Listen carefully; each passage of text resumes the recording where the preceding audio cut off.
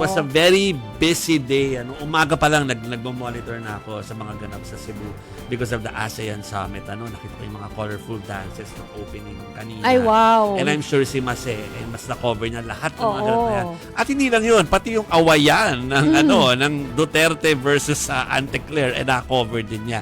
So, pakwento na tayo sa kanya. Mase, Ano na, alam Mase? namin na pagod ka na, nasa hotel ka na, pero sige, isang bugso na lang to. Go ahead.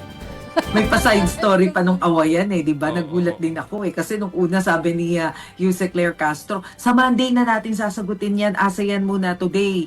Tapos pinabasa ko yung statement ni Vice President Sara Duterte. Maya-maya sabi niya, sige, sasagutin ko na. Na-trigger. Na-trigger. Oo, nabasa niya na kasi may nabanggit si VP Sara na papansin itong si Yuse Castro. Kaya na-trigger siguro, nagsabi siya na hindi ako nagpapapansin. Sumasagot lang ako sa mga tanong ng media at ngayon napansin daw siya ni VP Sara, sinasagot din niya. Pero bago natin pag-usapan yan kay Yuse Claire Castro, eto muna nakikita natin, yan yung opening ceremony ng ASEAN Summit. Nangyari yan mga pasado alas 9 kaninang umaga at isa-isa nga na dumating yung mga ASEAN leaders natin. Pero siguro yung pinakang summary o yung buod nitong nangyari sa ASEAN, ginawa ni Pangulong Bongbong Marcos this afternoon dun sa kanyang press briefing. Na-delay pa nga, dapat yun 4 p.m.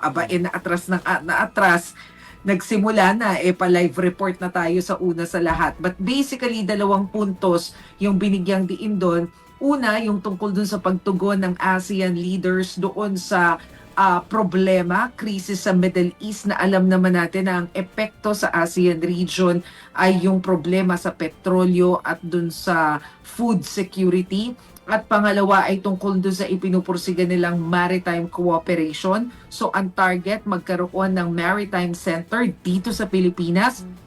Ang sabi ni Pangulong Marcos, wala naman daw silang tina-target na iisang bansa para tugunan itong problema sa West Philippine Sea, kaya sila magpapatayo ng Maritime Center. Ang gusto lamang daw ay makasiguro na magkakaroon ng freedom of navigation dyan sa South China Sea. Na-witness daw natin kung ano ang nangyari sa mundo ng isara harangan ng Strait of Hormuz.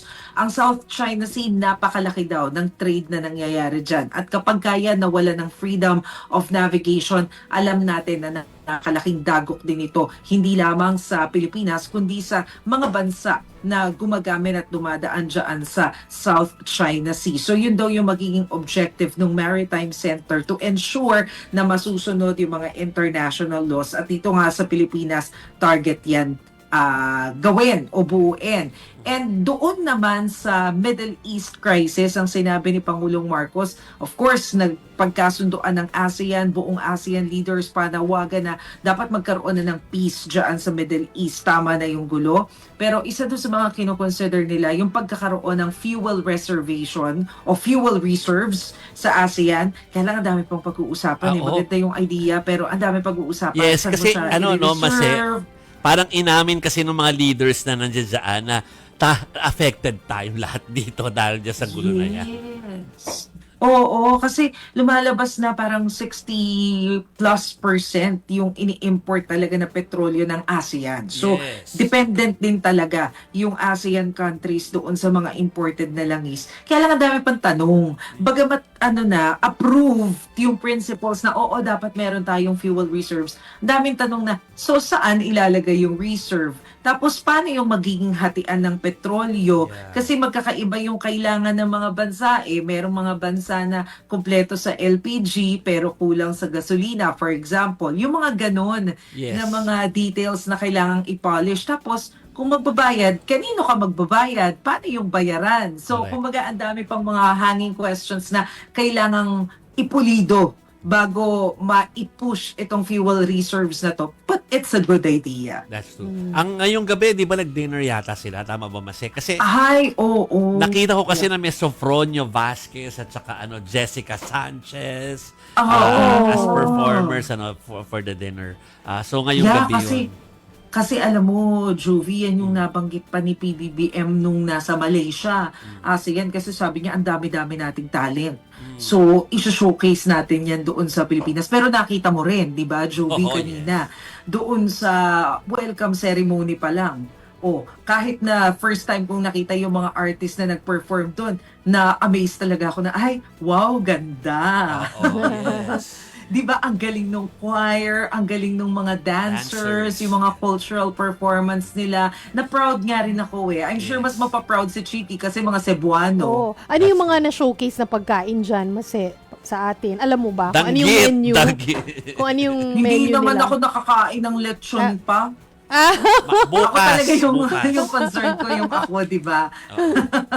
Hindi kasi ang nakita ko lang talaga yung mga pinakain doon sa mga foreign delegates na hindi yung magkaiba kasi yung dun sa heads of state eh.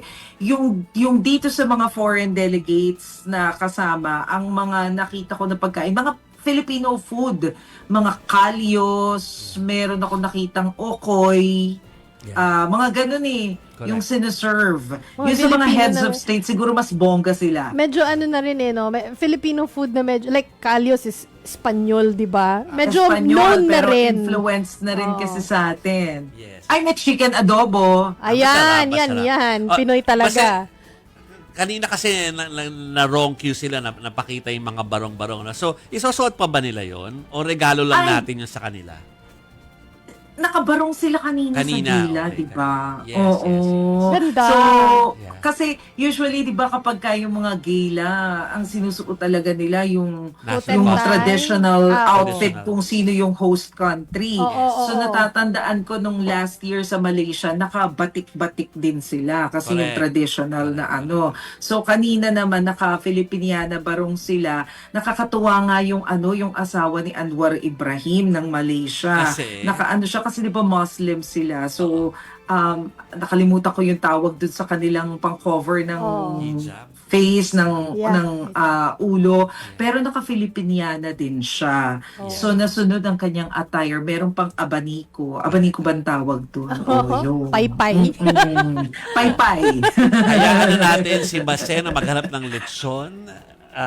Magpasalamat Wala na, tayo baka sa nasarahan na ako ng lechon.